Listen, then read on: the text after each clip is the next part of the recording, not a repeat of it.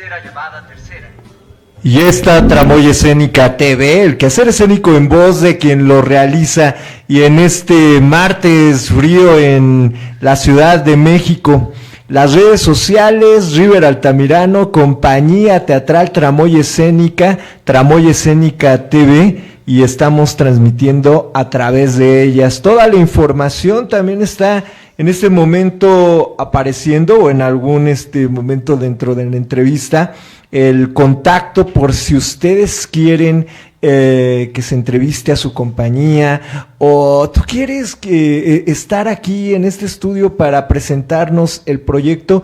No dudes en ponerte en contacto con Tramoya Escénica TV, porque nos interesa mucho ese talento que se está descubriendo, como el día de hoy con Auda y un tal Julio Verne. Y recibo a nuestros invitados de esta noche: Carlos Rangel, director y dramaturgo, y también a Miguel Ángel Morales, actor de esta obra. Y empezando, cuando recibimos la información de este trabajo, pues nos estamos percatando de que es de alguien muy joven, que está realizando un trabajo ya muy profesional, y es lo que vamos a platicar contigo, Carlos, ¿no? Bueno, muchas gracias, River, por el estar aquí en tu programa, primero que nada, y pues muy emocionados por presentarles Auda y un tal Julio Verne, un proyecto que es pues prácticamente el primero que sacamos, bueno, que yo saco como dramaturgo y director, después de estar estudiando en el Colegio de Literatura Dramática y Teatro de la UNAM. Que es importante también hablar de dónde vienes, porque eso también le da una fuerza al trabajo que estás presentando. Sí, bueno, desde influencia de algunos profesores del área de dramaturgia dentro del colegio, como Bárbara Colio o Jaime Chabot, que fueron mis mentores desde el área de la dramaturgia, y pues desde ahí iniciar a escribir y sacar esta bonita obra para las infancias. Miguel Ángel Morales, que ya te hemos visto trabajando. Hola, pues buenas noches primero. Buenas noches. Muchas gracias por estar aquí. Sí, pues la verdad es que yo estoy muy contento. Este proyecto, lo mencionaba en otra entrevista, es un proyecto, es muy bonito porque está hecho con mucho cariño, con mucha entraña. Y eso como actor viejo en una compañía de jóvenes, porque la compañía son puros jóvenes, muy jóvenes. Y eso a uno, bueno, por lo menos a mí me refresca muchísimo como actor, me refresca mucho en cuestión escénica y en cuestión de preparación de un proyecto. Es un punto de vista diferente el estar con muchos jóvenes. Y además que estamos viendo generaciones que ya están presentando sus trabajos, y con una calidad y con un profesionalismo muy grande, como la compañía que presentó Mitote, donde ellos se indicaron que son actores profesionales. Y bueno, hablando ahora acerca del trabajo que nos vienen a presentar, que tiene dentro de sí una mística, ¿no? Y es la situación de una niña, de esta pérdida que en un momento dado existe, y todo ese universo que se maneja a través de los títeres y a través de otros objetos, Carlos. Sí, sin duda alguna, cuando estaba desde el área de la dramaturgia buscando de qué va a tratar Auda y un tal Julio Verne, principalmente obviamente haciendo un homenaje a Julio Verne, pero que no solamente tratara de Julio Verne, sino que la historia nos narrara dramáticamente algo más, que nos mostrara el universo de las infancias, no como esta idea de que igual solamente presentas una cuestión un poco de... Los niños no, les pones algo muy básico o algo así, no, los niños también piensan tal vez como adultos, pero son adultos pequeñitos que pueden llevarte a grandes universos. Entonces esa fue la apuesta con Auda y un tal Julio Verne. Es un texto muy inteligente, y no es por echarle flores aquí a Carlos que está presente. Es un texto muy inteligente en el sentido, era muy fácil quedarse en lo didáctico con Julio Verne, muy fácil. Era tentador, es más. pero Pero vaya, creo que Carlos logró una fusión muy bonita entre la parte, sí didáctica, hay una parte que sí se puede decir hasta cierto punto didáctico, pero no es el afán de la obra. Realmente lo fuerte del asunto está en la parte del tema familiar. En lo emocional. Uy, sí, toca en lo emocional, no nada más a los niños, a los papás les va a tocar fuerte un mensaje. Teniéndote ahorita con micrófono y que Carlos fue tu alumno. Sí. Ahora el maestro con de alguna manera enfrentándose a otro tipo de trabajo, a otro tipo de visión, porque sí es claro que en este momento ellos ya están hablando acerca de todo de lo que se está realizando y dándole una nueva forma a la conformación del teatro. Totalmente. Para mí fue un honor que Carlos me invitara, como le dije, qué bueno que te animaste, porque yo sé que luego a los jóvenes como que les da cosita el invitar a personas o mayores, y en este caso que yo fui 2 años su profesor, entonces cuando me hizo la invitación, primero le dije que sí y también le dije, déjame ver tu texto, y cuando vi el texto dije, sí, va, me encantó, está muy bonito, está bien hecho, está bien estructurado, no es ambicioso, pero a la vez tiene mucho que decir el texto. Y Carlos, estás tomando un referente como lo es Julio Verne, que lo conocemos con todas estas historias de aventuras que han sido llevadas al cine, y refrescar ahora con tu forma de dramatúrgica, ¿cómo lo estás estableciendo? ¿Cómo ubicaste que tenía que ser Julio Verne y no otro autor quien estuviera dentro de esta obra de teatro?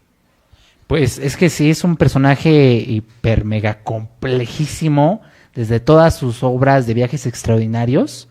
La verdad es que aunque el texto o el ahora te menciona Julio Verne, una cosa muy fácil que se pudo haber ido a la dramaturgia era meter literalmente en la obra Julio Verne. Tal vez esto es un gran spoiler, no está Julio Verne en la obra, pero están personajes emblemáticos de... El simbolismo. Sí, más que nada.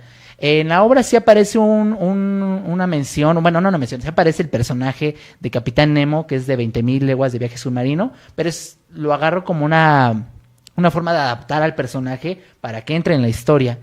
Pero sí fue leer viaje, 20,000 leguas de viaje submarino, de la Tierra a la Luna, o viaje al centro de la Tierra, y buscar detalles de los personajes que de repente siento que se parecen mucho en la literatura de Julio Verne, de estos personajes que buscan viajes que parecen imposibles, pero que sí se pueden. Así es, Miguel, y lo que tenemos aquí ya es un trabajo dentro de las tablas, ya es un trabajo fuera del aula, que está completamente ubicado y que él sabe hacia dónde lo va dirigiendo.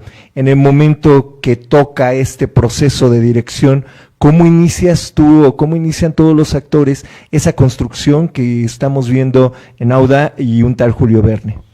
Pues de manera totalmente profesional. Realmente a mí, de entrada me puse el objetivo de no voy a meter mi cuchara como director. Bueno, Es muy tentador y es muy fácil, o sea, oye, Carlos, juzgar, ¿no? Sí, claro. Y no, realmente ahí hice una separación total.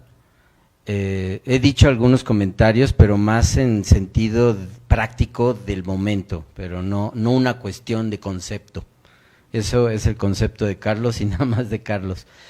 Pero, por ejemplo, cuando uno empieza a ver cómo va la organización del equipo, es ahí en donde uno dice, a mí me sorprendió mucho cómo está dividido el trabajo, ¿no? Y uno podría, yo recuerdo mis inicios, y yo ya brincos diera, porque mis compañeros fueran tan organizados como ellos, ¿no? Realmente están bien organizados, realmente están tratando de hacer muy bien las cosas. obviamente son gente joven, entonces pues bueno, están iniciando, seguramente vamos a tener muchos errores, pero son más los aciertos, de verdad, ¿no? De entrada el texto, de entrada la dirección, y vamos a ir aprendiendo más cosas. Ahora ya cuando nos enfrentemos al público, vamos a ver de dónde estamos hechos, ¿no? Y que pasaron por un 2020, muchos egresaron en ese momento y tuvieron que encontrar todas las herramientas para titularse. Ahora con este trabajo que estás haciendo, Carlos, ¿es tu ópera prima? No. No la llamaría ópera prima. Realmente cuando fue la época de pandemia, sí, yo ahí fue el primer reto que dije, voy a sacar una obra virtual, pero sí es ópera prima en el sentido de que se presenta en un escenario. Exacto. Pero ya me había tocado también dirigir en otra cuestión, pero eso sí diría que es más para la universidad, como codirector en otra obra que es para una cuestión de la UNAM, pero sí, texto mío y aventarme yo solo en dirección, porque me había tocado ser codirector. Este fue el reto de este año que dije, vamos con todo. ¿Cuántos actores están en este trabajo? Somos tres, Donaji Olmedo, que es Auda, Israel Rodríguez, que es Narval, que hay que hacer la aclaración que no es un narval, así lo llamó Auda, pero es un pez dorado, y un servidor que soy el papá. Ahora, la integración de estos elementos que tú tienes del guiñol, del teatro de títeres, del teatro de objetos, ¿cómo se incorpora dentro de este trabajo? Se puede decir, son circunstanciales, no es todo el tiempo la obra no es una obra de títeres, ¿no? Como conocemos, cuando depende ya, arriba de un 40% ya se puede nombrar que es una obra de títeres. No, aquí es circunstancial, hay ciertas escenas donde salen exactamente algunos títeres, un gran tentáculo, unos peces, ¿no? Y complementan la historia, ayudan a que la historia se comprenda, y bueno, hay un títere que sí tiene un peso escénico bastante fuerte, pero vaya, están creo que muy bien elegidos los momentos en donde hay que sacar estos elementos que son los títeres, ¿no? Carlos, incentivar la imaginación y de alguna manera propiciar la lectura, ¿es alguno de los objetivos que tienes? Claro que sí. Cuando se estaba creando el texto, me agarré como lema que la imaginación es igual que generar hipótesis con los adultos. Es decir, los científicos están pensando en una cuestión que capaz y no es posible, pero al final a lo mejor sí. Y los niños hacen lo mismo cuando crean universos o amigos imaginarios. Ese era mi idea al crear la obra. Que estas dos formas de pensamiento que se basan en posibilidades se vieran reflejadas y al final las infancias y la gente que fuera a ver la obra se fuera con la idea de que igual es un buen camino para empezar a la creatividad y pasar de eso a otras cuestiones de la rama de la ciencia o las tecnologías. Que también la ciencia tiene que estar ubicada y tenemos que hablar de ella de una manera exacta, sin posibilidades de que no sea como se ha manejado. Es decir, tú estás trabajando dentro de tu dramaturgia este hecho de establecer fenómenos científicos que tengan un proceso de demostración, que el niño cuando observe o escuche lo que tú estás hablando ahí, lo pueda verificar. Bueno, al final la obra no se va tanto también por el lado de como generar procesos didácticos de la ciencia o cuestiones así. Sí generamos dentro de la historia algunos datos, ciertas informaciones para que todo se mezcle, pero no llegamos a un punto de como mostrar un experimento o algo así muy exacto. Me refiero a esto de que muchas de las veces hay obras que presentan datos incorrectos. Y eso hace o motiva en el estudiante, pues es que me lo indicaron así en la obra que inclusive me envió a la escuela para ir a analizar, y resulta que todo es incorrecto. A eso es a lo que me refiero, que si de alguna manera dentro de tu dramaturgia sí estás utilizando esa veracidad de los hechos cuando estás hablando, no sé, de algún dato que tiene que ver con alguna cuestión científica. Ah, claro que sí. En la obra, por ejemplo, se hablan de, muy brevemente, así casi una pincelada de una cuestión de fórmula química, H2O. Pues se menciona muy exactamente, realmente eso sí fue también desde el lado de la dramaturgia, buscar como, y todo lo que se diga, si sea cierto y se ha comprobado, también algunas cuestiones de nombres de animal, bueno, no son animales, dinosaurios que vivieron en la prehistoria. Busqué también cuestiones de los nombres exactos, formas más o menos de estos seres, y que fuera así para que si alguien buscara, justamente, sí es así, sí existe, lo puedan corroborar. y lo puedan corroborar. Miguel, y ya tuvieron un primer acercamiento. ¿En dónde fue y qué les dijo el público en ese momento? Pues fue el 30 de abril, precisamente el Día del Niño, en plena Plaza del Zócalo, lo cual era un escenario muy complejo, muy complicado, lleno de ruido. Este tipo de escenarios perfectamente los conocerás. Y hay que estar contracorriente en todos los sentidos, con el ruido, con la distracción, ¿no? Yo sí creo que nos fue muy bien. O sea, la atención ahí estuvo de los que estaban, estuvieron muy atentos. La reacción fue muy linda de algunos momentos, pese a las distracciones que había alrededor. Y vaya, como primer acercamiento creo que estuvo muy bien, muy bien. La gente directamente, no hubo el tiempo, porque literalmente no hubo el tiempo, o sea, así fue de, acabaron, ok, por favor, ya váyanse, porque tenemos, y viene otro grupo. ¿No? Sí, lo que ocurre siempre. Pero la reacción del público fue muy positiva, totalmente positiva, ¿no? Entonces, vamos a ver, este 27.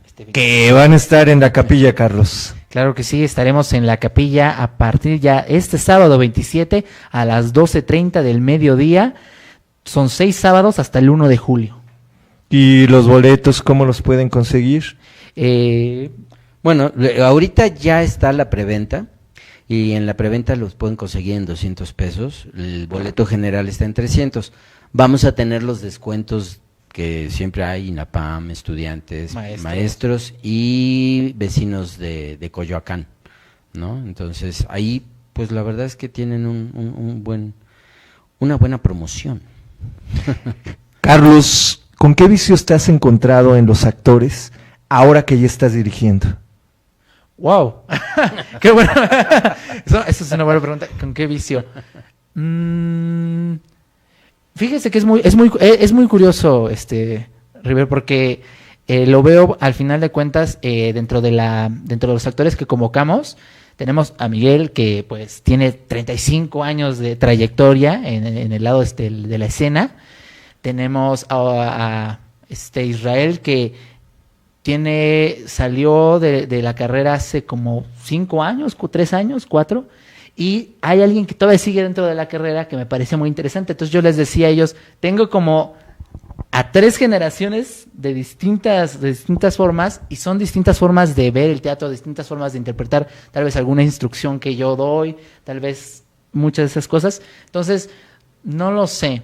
¿Alguna, cómo dijiste, vicio? Vicios que hay en los actores. Luego los hay. Sí, cuando empiezan a... ya sé, uno muy clásico, que ese me encanta. Cuando empezábamos todo, o sea, literalmente empezábamos, antes de vamos a alzar la obra y tú te mueves para acá y hacemos tal cosa, primero una lectura. Entonces yo les decía, vamos a hacer una lectura neutral, sin tratar de buscar la voz del personaje. Y me encantaba porque Miguel Ángel sí hacía una lectura neutral, o sea, sí estaba perfectamente ahí. En cambio, de repente, Israel, sabes que te quiero mucho, pero Israel ya estaba buscando la voz del personaje, o sea, ya estaba como, es que yo quiero como que suene así, y Donna estaba como en que entre sí y entre que no. Entonces, es como que un vicio muy curioso cuando de repente le dices a los actores, hagan una lectura neutra. Y se quedan, ¿pero qué es neutro? Y ahí empieza uno de los primeros retos. Yo diría que ese sería uno de los que ahora recuerdo. Y hablar de una lectura neutra, ¿qué es lo que tú buscas en el momento de escuchar al actor? Porque muchas de las veces también hay vicios en la voz, en la dicción, y cuando te dicen, no, en la obra, ahorita déjame, no, en la obra te voy a dar todo el punch, y luego en la obra se les olvida todo. Pues cuando doy la instrucción nada más de la lectura neutra, me parece que es primero para empezar a escuchar la obra en sí misma sin tener algún matiz de algo, sin llegar a tener alguna cuestión que ya es como empezar a formar el personaje, sino para que entre ellos mismos también se empiecen a escuchar de qué va la obra, porque al final hacemos estas lecturas donde pues sí es empezar a familiarizarnos con los personajes, con la historia, con qué va a pasar, y posteriormente vamos haciendo como vamos a soltarnos tantito, vamos a buscar algo más. Sí. Miguel, y estos conflictos familiares que se presentan con la pérdida y que tenemos dos figuras, a papá y a mamá. Híjole, a mí me pegó muy fuerte cuando leí por primera vez la obra. Soy papá. Y hay algunos puntos que sí me tocaron, como papá, ¿no? A la hora de hacer la interpretación del personaje, más me tocaron. Aunque lo que pasa en escena no es igual lo que me pasó a mí, pero sí hay algunos detalles que como papá me identifico totalmente con el papá de escena, ¿no? Y la relación en este caso de la pérdida de la madre, que eso es un elemento importantísimo a lo largo de toda la obra, y es precisamente esta cuestión familiar de la hija, la relación de la hija con el papá, que es lo que vamos trabajando, nos estamos redescubriendo, nos estamos nuevamente encontrando de una manera diferente, porque ya no hay un elemento importantísimo que era la mamá. Entonces es el volvernos a encontrar, a descubrir, y por qué no decir a conocer. Y gracias a esta niña, que siendo eso, niña, es que pues sí le da unas grandes lecciones al papá, muy grandes. Finalmente, la invitación al público de Tramoya Escénica para que asista a ver Auda y un tal Julio Verne. Claro que sí, están invitadísimos. Vamos a iniciar ya temporada este sábado 27 de mayo a las 12:30 del mediodía. Estaremos 6 sábados hasta el 1 de julio. Y pues ahí los esperamos para que nos acompañen con el personaje de Auda hacia la luna y esta búsqueda de unión con su padre. Vamos a estar en el Teatro La Capilla, que está en la calle de Madrid número 13, en Coyoacán, en la colonia Carmen de Coyoacán. Y la verdad es que el acceso está muy flexible. El Metro Coyoacán, si les gusta hacer ejercicio, se pueden ir caminando 10, 15 minutos. Y del Metrobús, un Metrobús que está muy cerca de la Cineteca Nacional, que no sé cuál es su nombre, pero ahí, muy cerca de la Cineteca. Estamos a una cuadra de Churubusco y Centenario. Carlos, Miguel, gracias por haber estado en este bloque. No, hombre, muchísimas gracias por la invitación. Muchas gracias por la invitación, claro que sí, Rubén.